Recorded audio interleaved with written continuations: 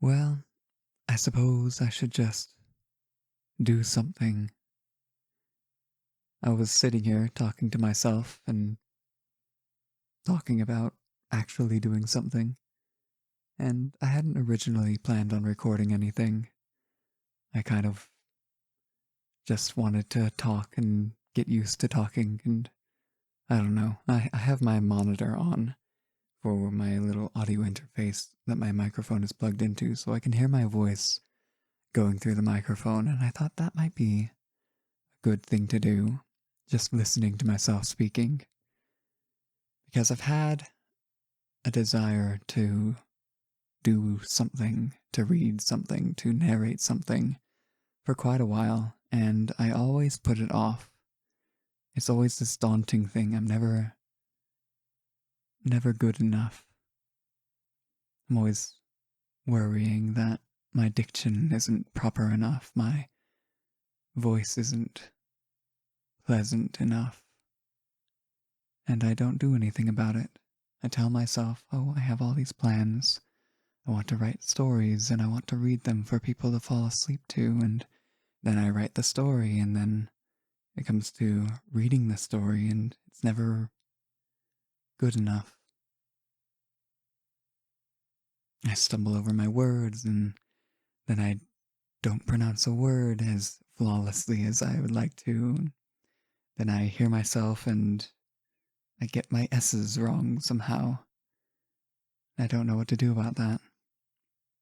But it's never perfect, and I want it to be perfect. But I don't know. Are things ever perfect? Sometimes we look at things and we think they're flawless, but I wonder if we would go to the creators and ask them, what flaws do you have in this project? I wonder if they would be able to point out things that we never would have noticed on our own. Not to say that I'm going to be even close to perfect. It's going to be a complete mess, and I just hope people will give me grace and like me enough to endure the flaws and the shortcomings. But I suppose there are people in my life, or people that I enjoy watching or listening to or consuming their content that aren't perfect. Even music that I listen to that isn't perfect. I mean, if you've ever listened to a live recording, there's tons of mistakes or lacking quality. I suppose I just need to get out of my own head, but where would I go? Where to go? Onward is the obvious answer, but it's so comfortable here.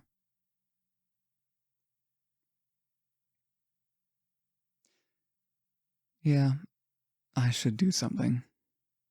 I'm sitting here at 1 in the morning, talking into a microphone, 6 months after I told myself I would start on this project. Is this going to be the first thing I upload? Just me talking, rambling on about stuff no one is really interested in? Maybe people are interested. If I'm keeping your attention, I think I'm succeeding and failing in two ways. First, this project is supposed to put people to sleep, so if I'm keeping you up, if I'm keeping you interested, I guess, thank you, but go to sleep now. And, yeah. I don't know if I'm gonna keep coming up with things to talk about, but I don't know. Maybe people like the silence in between. Who knows? That's something that, if you get anything out of this, I hope it's this. That the single greatest gift you can give to most people is telling them exactly what you're thinking. Because no one's a mind reader. No one can perfectly accurately guess exactly what you're thinking. There I go, stumbling over my words, and I'm gonna go back through and listening to my recording and be like, ooh, I should redo that. I'm not going to. But yes, tell people what you're thinking, even if it's unorthodox. Tell them honestly, not crassly, not,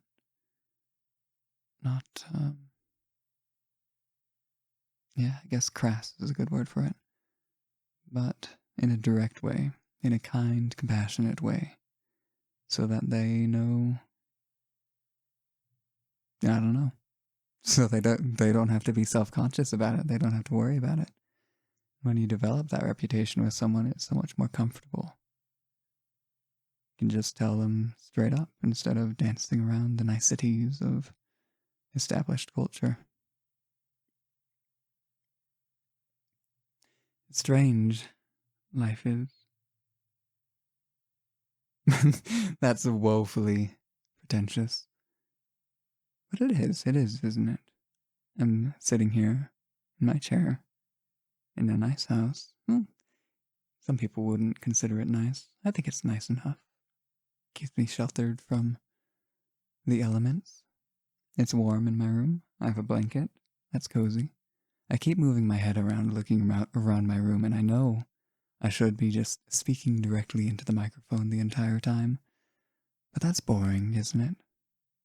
What was I getting at? Life. Life is strange, right? It is strange.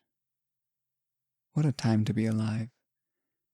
Sitting up at 1 in the morning, quiet room, the nice, highly technologically advanced computer. Right now I have my browser open and one of my new tab pages is just a picture of a dragon, so kind of staring at this dragon while I'm talking about nothing. And someone's gonna listen to it. Hello, someone. I really don't know how to think about people listening to the things that I do, the recordings I make. I like the thought of it, but it's so strange to me to think that someone that I probably don't know is going to listen to this, maybe while they're lying in bed trying to fall asleep. Maybe after I've found success, they come back and listen to this first recording. Hopefully it's gotten a lot better since this, but who knows?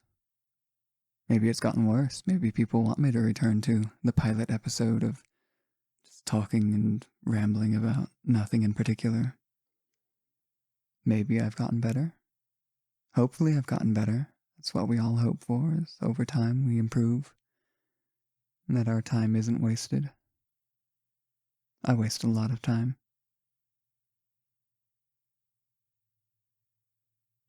But I suppose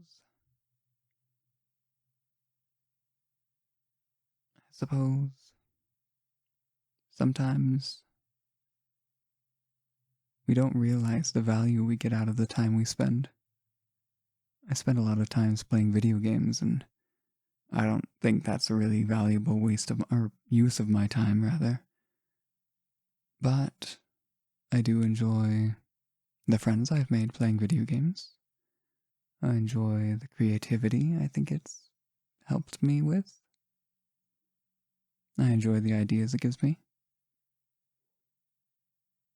I suppose I've gotten some niche skills from video games. Play a game called RuneScape, and I know a lot of people are going to be like, oh my goodness, RuneScape, I used to play that back in my day. But in RuneScape, they have a little market thing, and I suppose it's gotten me a little more comfortable with taking risks. Because there is a chance that you invest in an item, and it goes down in value, and you lose gold. But a lot of the time, if you know what you're doing, the gains make up for the losses. So the risk is worth it. I suppose I have nothing to lose by uploading these silly videos, these audio files, or whatever it's going to be. I don't really know. Kind of wandering aimlessly, hoping to do this one day as a career, because I think it would be fun. I grew up listening to audiobooks a lot, and I think it's very important to listen to the spoken word. And I really enjoy the benefits I've gotten from listening to audiobooks. A lot of people will tell you, oh, raise your children and have them read books. Have them always reading books. Don't have them listening. Don't have them watching. Only have them reading. That's the best thing you can do for them. It's good for their attention span. It's good for their vocabulary. It's good for all sorts of things. And that's good. That's fine. That's great. It's good to read. But I think people discount audiobooks because it's seen as the lazy man's style of consuming a novel or whatever it is. But I don't think it should be seen that way. I think we should respect audiobooks a lot more. And that's not just because I want to do audiobooks. And that's not just because I enjoy listening to audiobooks. But there's something special about listening to the English language spoken. I'm sure it's good for other languages too, but I don't know any other languages, so I speak for the English language. There's something special about hearing it spoken in a well-written way by someone who is good at cadence and tone and inflection. It gives you a very innate sense of how the language flows. And I think that's really useful, not just for listening skills, but also for speaking skills and for writing skills. Whenever I'm writing something, I'm not really thinking about what words I'm going to use. I'm kind of just a stream of consciousness writing what I think the story will go like. And it's very natural, and I attribute that not to reading, because I didn't actually grow up reading a lot. I grew up listening to audiobooks. All of the books that I've loved as a child and into adulthood, I don't own those books. I own the audiobooks, and I love them all the same. And even if I had the books, I think I would rather listen to the audiobooks, because there's something special about how it brings the characters to life in a different dimension, being able to hear their voices. I suppose this doesn't go if the narrator is unskilled, if it's just like a monotonous. Oh, I had that the other day. We were on a road trip and we were listening to audiobooks in the truck. And we got through a book and we completed that. And so my mother put on a different book. I think it was Anne of Green Gables. And dear me, I hope that the lady who narrates the stories doesn't listen to this, because it was quite a step down from the previous book we were listening to. It was very jarring. The lady had a very samey voice for all of the characters. It was just her normal speaking voice, and she wasn't very good at reading. With the utmost respect, I don't mean to bag on this lady that I don't know. I hope that she's gotten better since. I hope she always strives to become better. But for that performance, I was not very satisfied. But there is something to say in regards to narrators. There's a certain amount of effort that I think I really started to appreciate with the narrator that we were listening to previously. The book was The Adventures, what was it? The Tales? Something like that. The Tales of Newell and Doran by Brandon Mull, and it's a Fablehaven book. If you've ever heard of the Fablehaven series, a lot of people have. But the narrator that Brandon Mull, or whoever the publishing company, got for this book was a new one. He wasn't the one that did Dragon Watch, and he definitely wasn't E.B. Stevens, my favorite narrator, and the one that's inspired me to do a lot of the narration that I want to do. But it was a new narrator. I wish I knew what his name was. I think it was something like Mark something. It was a very short name, like 2 syllables, Mark, single syllable last name, Mark Watt or something like that, maybe. But he was very animated. I was very impressed with him.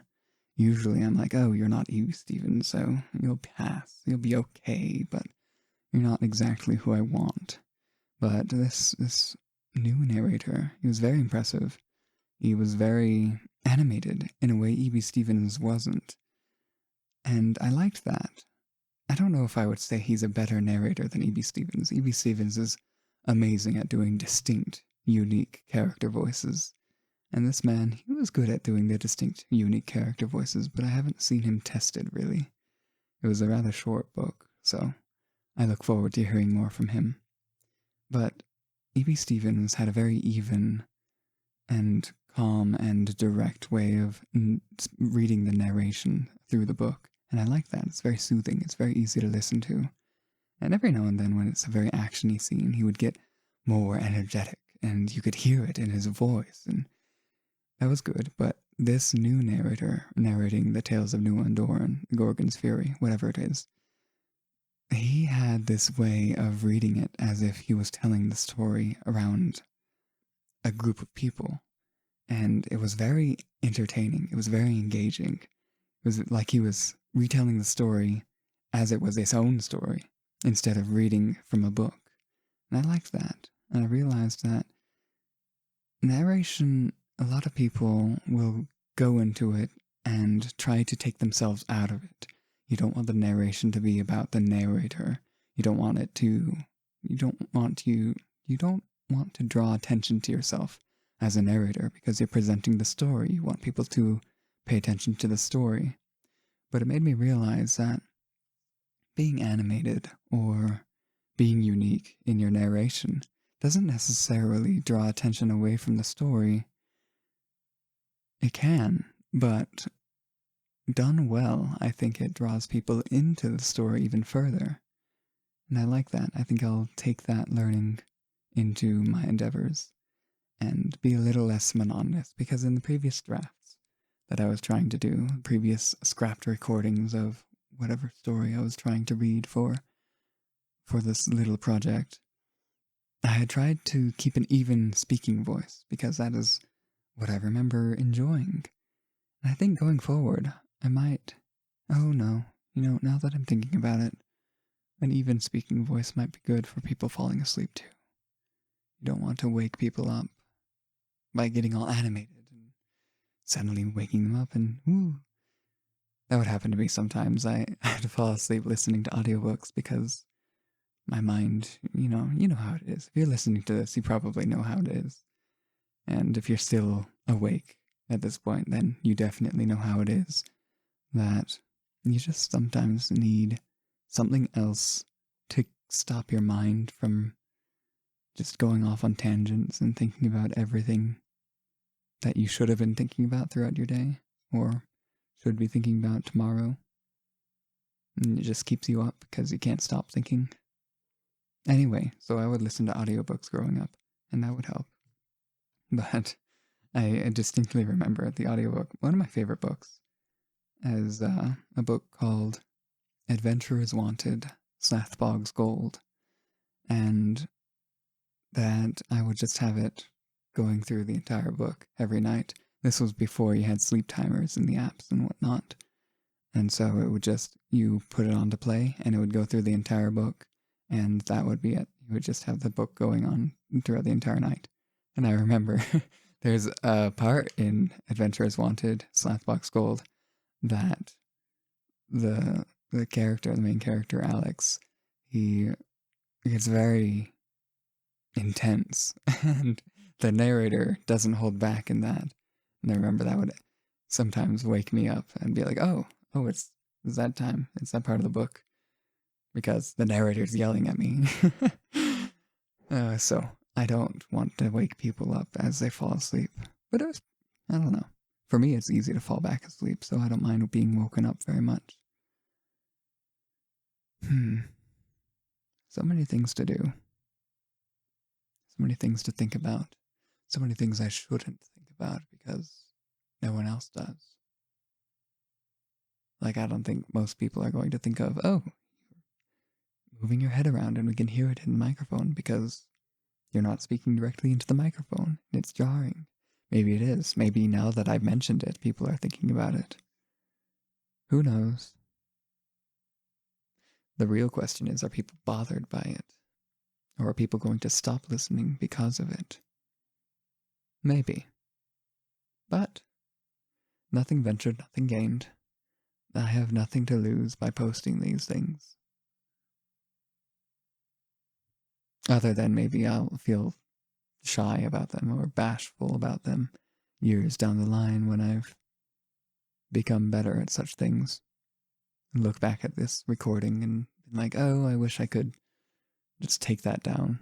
But I know it would mean something to someone if I ever do become successful. Maybe people will like going back and listening to this after they've discovered me years later. It's weird things like that. Like I've spoken the English language for, I don't know when I started speaking, but very many years of my life, over 20 years of my life, and I still stumble over my words. And I wonder sometimes, there's nothing in my life that I do that I don't every now and then make a mistake at. So I always think about like race car drivers or gymnasts or archers or whatever, bowling professionals, or like even more like consequential people like rock climbers, like the freehand rock climbers that don't have any safety equipment. I don't know if I have anything in my life that I would feel confident enough that I would not make a mistake.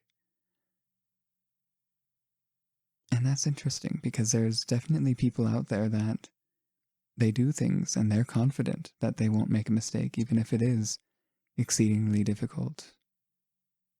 Obviously, sometimes they do. Gymnasts fall, surgeons make mistakes, musicians stumble.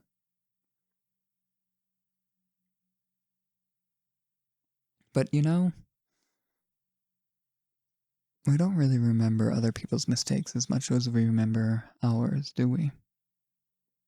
Unless you're like really critical of someone. Like, oh no, I'm not going to get into a rant about Ernest Hemingway, but there are people that we have a particular disdain for, that we might remember their mistakes more than others. But at the end of the day, most people don't remember our mistakes more than we remember ours. Unless it's like a funny thing to bring up years later, or a sensitive thing, I guess. Some relationships, a mistake that hurt someone. Who knows? I think this was before I turned on the recording thing. I'm going to move the microphone down a little bit.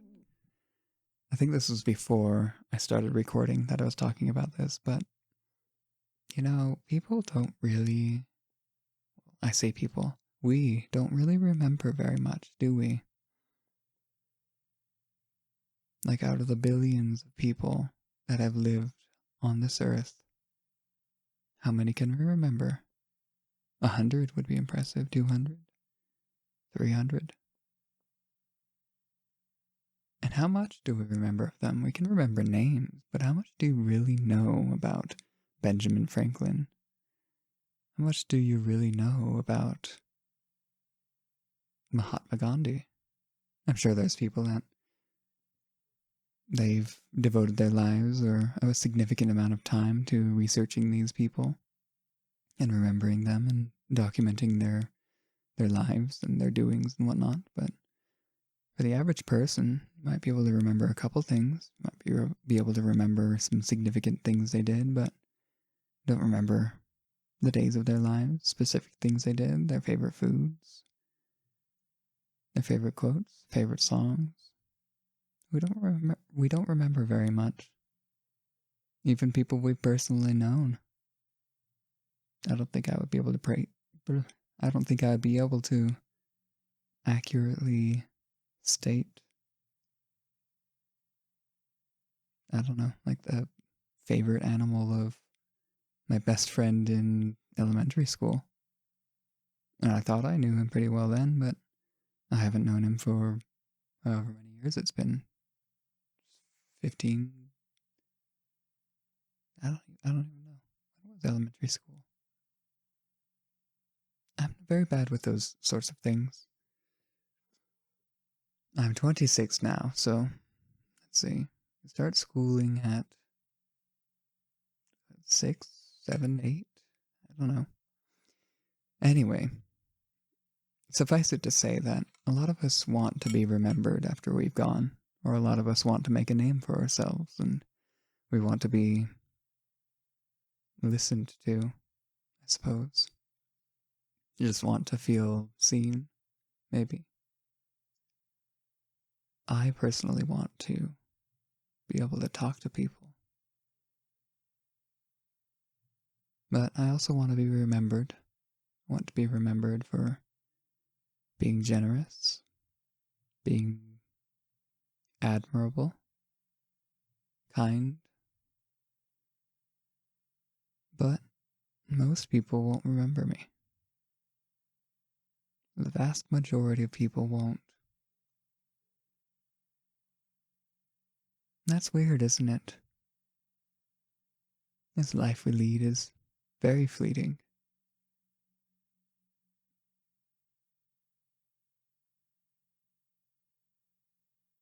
That's okay, though.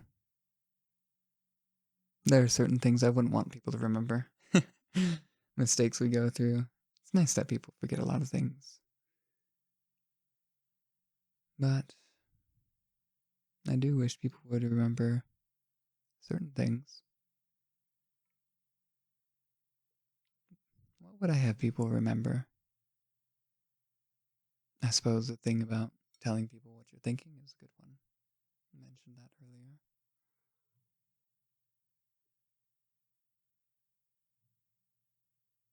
I suppose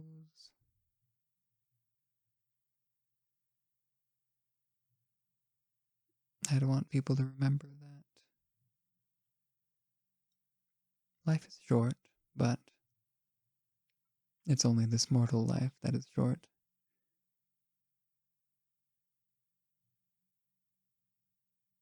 And we are not simply mortal. I'll leave it at that. Oh, I've gone on for 25 minutes or so. 26, 27.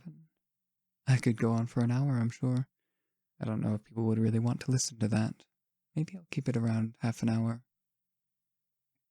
It's kind of nice just talking to yourself. I don't know how to feel about people listening to me talk to myself, because I know I'm going to re-listen to this. I'm going to go back through and make sure the recording's not really loud in some places or whatever, but I'm going to go back through, listen to myself yammer on, and I'm going to think to myself, no one wants to listen to that. Or how my enunciation wasn't flawless. Or how, I don't know. I try not to think of myself as someone who doesn't like the sound of my own voice, because the more you reinforce that belief, the more it becomes true. So I try to tell myself that I don't dislike the sound of my own voice. I just have that innate feeling that it doesn't sound right. And that happens to everyone. It's, I guess it's just a psychological thing, because we're so used to hearing our own speaking voice in a certain way, being able to hear the resonance in our chest and through our bones and inside our skull, that hearing our voice without that resonance is very strange and jarring, because we can tell it's our voice. We can tell we spoke those words, but it doesn't sound right to us. And I think that's something we just get over the more we listen to our own voices recorded. So I'm sure I'll feel a bit uneasy about listening to that, but I'll also probably be like, this is boring, or this is edgy, or whatever, talking about, I don't know, what was I talking about? How life is short, or whatever. I don't know, maybe I'm too critical of myself. I think we all are, because we get to see all the imperfections up close and personal, more than anyone else ever sees. And we're not very kind to ourselves, are we? Not usually. We treat ourselves poorer than most. I don't know where I'm going with that. Poorer than most other people? Poorer than we treat other people? Certainly worse than we treat most people, unless you're a certain kind of person that's just cruel.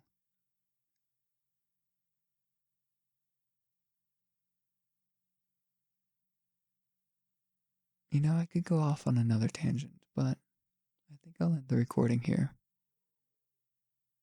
And I think I'll just upload this for people to listen to. I don't think I'm gonna share it around, but You know, I don't know. Just to have something there, to finally throw something out there. Because it's never going to be perfect. And in many ways, it's never going to be good enough. But